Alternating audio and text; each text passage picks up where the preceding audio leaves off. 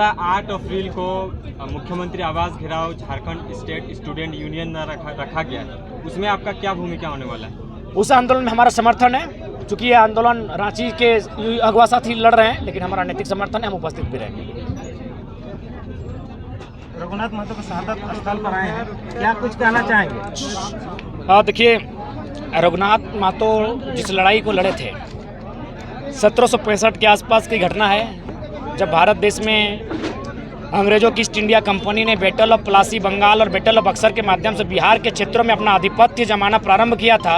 और उनकी नज़रें जब मानभूम राणभूम के क्षेत्र यानी झारखंड का जो छोटा नागपुर पठार का क्षेत्र है वहाँ जब उनकी पड़ी, तो वहाँ के जो उस समय के खेतीहर लोग थे, जो किसान कबीलाई लोग थे, जिसमें रघुनाथ महतो की जो वंशज या फिर उसके साथ रहने वाले जो लोग थे, वो खेती के माध्यम से अपनी आजीविका को चलाते थे।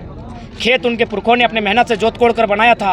अंग्रेजों की जब एंट्री होती है तो वे लोग बोलते हैं कि हमको टैक्स चाहिए।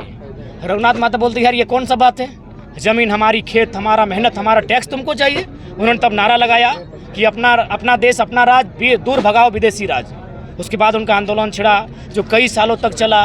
फर्स्ट फेज का नेतृत्व रघुनाथ महतो ने किया। 1778 के आसपास उनकी शहादत इसी लोटा गाँव में हुई जहाँ आज हम लोग उपस्थित हैं। उनकी लड़ाई आज भी हम देख पा रहे हैं कि उनकी लड़ाई की ज़रूरत आज भी है। ये बात हम अपने दिल में पत्थर रख के इसलिए कह रहे हैं कि रघुनाथ महतो की लड़ाई थी ईस्ट इंडिया कंपनी से। आज झारखंड के गरीब तबका, मजदूर, किसान, कामगार वर्ग की लड़ाई है कंपनियों से। भले कंपनियां वादा करती है विकास का, हम भी मानते हैं 1% विकास उन्होंने किया है, लेकिन 90% विकास उन्होंने विधायक का, मंत्री का, पुलिस के बड़ी अधिकारियों का, प्रशासन के बड़ी अधिकारियों का, बड़े बड़े गुंडे दबंगों का किया है। किसी भी कंपनी को उठाइए, आज टाटा का बहुत बड़ा नाम है, ठीक है, अच्छी बात है, जो टाटा के सुप्रीमो हम उनका सम्मान करते हैं, जो भी है, रतन टाटा जो भी हैं, लेकिन जो उनके धरातल पर जो लोग उनके काम करते हैं, सीएमडी जो जीएम होते हैं, कंपनी के जो मैनेजिंग डायरेक्टर होते हैं, जो सुपरवाइजर होते हैं, उनके करतूतों को जाके देखिए किस प्रकार गलत तरीके से जमशेदपुर में, सरायकेला में, रामगढ़ में ज़मीनों का अधिग्रहण किया जा रहा है। ज़मीनें हमारी है, नौकरी यूपी बिहार वालों को बटा जा रहा है। 250 दिन से एक लड़का उमेश टिरुआ धरने पर बैठा है, ज़मीन उसकी जा रही है, कोयला कोड़ा जा रहा है टाटा के द्वारा वहाँ, लेकिन उसको क्या मिला है? मुआवजा मिला है, ना नौकरी मिली है। यानी ईस्ट इंडिया कंपनी बराबर आज की जो कंपनियां हैं जी। अगर लोग कहते हैं कंपनियों ने विकास किया है तो हम कहेंगे विकास तो ईस्ट इंडिया कंपनी ने भी किया है। रेल, ट्रेन, एरोप्लेन सब तो अंग्रेज देकर गए हैं, विकास तो उन्होंने भी किया है। तो ठीक उसी प्रकार गरीब के लिए क्या हुआ है, किसान जिनकी ज़मीनें गई उनके लिए क्या मिला है? उनको ना ईस्ट इंडिया कंपनी ने दिया है, ना आज की टाटा बीसीएल दे रही है। लट मार रही है, गोड्डा उदाहरण है, मारपीट के ज़मीन आदिवासियों का छीन लिया गया, अडानी का प्लांट बना और बिजली बांग्लादेश को जाएगा। पूरे भारत से पूछिए ये अन्याय कहाँ हो रहा है। और जब हम आवाज़ उठाएंगे तो नक्सली, देशद्रोही, क्या भाई, मने उद्योगपति से ही देश है, अडानी, अंबानी, टाटा, बिरला, बजाज ही देश है, और किसान कामगार क्या है? नक्सली हैं। तो इसलिए मेरा मानना है रघुनाथ महतो की लड़ाई को आज फिर से लड़ना होगा। उनकी लड़ाई थी ज़मीन बचाने की, उनकी लड़ाई थी गांव जंगल बचाने की, आज हमें फिर से बचाना होगा। और नहीं तो जो बड़ी बड़ी मल्टीनेशनल कंपनियाँ, ये नेशनल कंपनियाँ आने वाले 20 सालों में झारखंड को चट कर जाएगी। दादा एक बात, आज पूरा सभा को आपने धनुष के साथ डेडिकेट किया है, तो इससे आप झारखंड को और पूरे ऑल ओवर इंडिया को क्या संदेश देना चाहिएगा?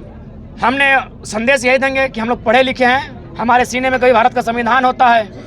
रांची में पूरा आंदोलन हम लोग संविधान के साथ किए थे, यानी हम लोग संविधान को भी जानते हैं, मानते हैं, सम्मान करते हैं, और इस तीर धनुष के इतिहास को हम भूले नहीं हैं। यानी साफ शब्दों में भारत यदि गांधी को पूजता है तो भगत सिंह को भी मानता है, इसका यही संदेश है। दादा एक बात कि जिस तरह से स्वतंत्रता सेनानी प्रथम माने जाते हैं रघुनाथ महतो जी, तो जिस तरह से दूसरे स्वतंत्रता सेनानियों को जगह मिला, रघुनाथ महतो को वो नाम और वो चीज़ क्यों नहीं मिला? उसका कारण सबसे बड़ा था, वो किसान वर्ग से थे। किसान कम्युनिटी को कभी भारत में सम्मान नहीं मिला है। आप भले आप कहें भारत किसानों का देश है, भले गांधी जी कहते हैं भारत की आत्मबस्ती है गाँव में, गाँव की आत्मबस्ती है किसानों में, लेकिन वो केवल कहने की बात है। इस देश ने किसानों को भी सम्मान नहीं दिया है। उदाहरण 3 काले कानून है। अब मैं बात करना चाहूँगा, मैं अपना उदाहरण दे रहा हूँ थोड़ा देर के लिए। हमें एक राजस्थान के बहुत बड़े जैन कम्युनिटी का सेठ जी का फ़ोन आया था, बोला यार तुमको जब स्कॉर्पियो में चढ़ते हुए देखते हैं इस क्राउड के बीच तो हमको तमिल मूवी लगता है, ये तो रियल लगता ही नहीं है। लेकिन तुम अगर किसान कम्युनिटी से नहीं रहते, किसान का बेटा नहीं रहते, तो तुमको आज नेशनल लेवल तक मीडिया ले जाती। लेकिन चूंकि तुम किसान घर के हो, इसीलिए आज तुम केवल झारखंड तक सीमित हो। ये हम पे बीती बात बता रहे हैं। तो रघुनाथ महतो तो उस समय ना कोई मीडिया का प्लेटफॉर्म था, उनका कसूर था, वो किसान वर्ग से थे, इसीलिए उनके इतिहास को छुपाया गया, उनके आंदोलन को छुपाया गया। और इतिहास गवाह है, आप राजा रानी लोग जब भी विरोध किया है, बड़े बड़े शब्दों में लिखा है कि अंग्रेजों से यह लड़ाई लड़ा, लेकिन गलत बात है। राजा रानी लोग कभी भारत के लिए नहीं लड़ा है, भले मेरी बात कहने के बाद लोग हमसे नाराज होंगे, हमको गद्दार देशद्रोही शब्द कहे, दिक्कत नहीं है।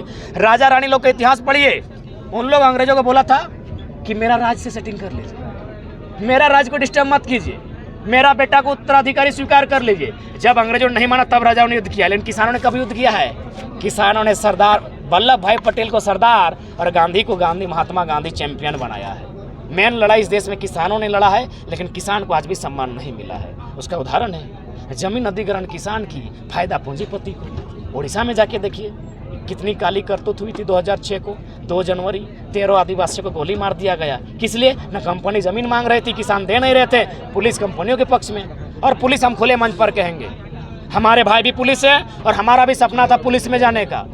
आज भी हमारे गाँव के लड़के लोग पुलिस को ज्वाइन करते हैं, लेकिन पुलिस का निर्माण हुआ है मैंने अंग्रेजों के टाइम में ईस्ट इंडिया कंपनी को बचाने के लिए। आज वो BCCL, CCL, CMD, GM जो मैनेजिंग डायरेक्टर है, जो कंपनी के लोग हैं, जो बड़े उद्योगपति हैं, उनको बचा रही है। किसानों के लिए आज तक खड़ी नहीं हुई। दादा, इस सरकार की 60-40 नीति के बारे में क्या कहना चाहिए? बेकार की नीति है।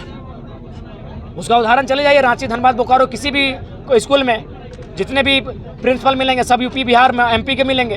तो क्या हम लोग किस लिए? हम लोग घास उखाड़ने के लिए झारखंड राज्य बना है? ये नीति पूरी तरह गलत है। हम सभी राज्य का सम्मान करते हैं भाईचारा के नाते, भारत के नागरिक के नाते, लेकिन कोई अगर मेरे अधिकार को छीन के खाएगा तो आवाज करेंगे। दादा, 8 अप्रैल को मुख्यमंत्री आवास घेराव झारखंड स्टेट स्टूडेंट यूनियन द्वारा रखा गया है, उसमें आपका क्या भूमिका होने वाला है? उस आंदोलन में हमारा समर्थन है, क्योंकि ये आंदोलन रांची के अगवा साथी लड़ रहे हैं, लेकिन हमारा नैतिक समर्थन है, हम उपस्थित भी रहेंगे। जी, जोहार दादा। जोहार।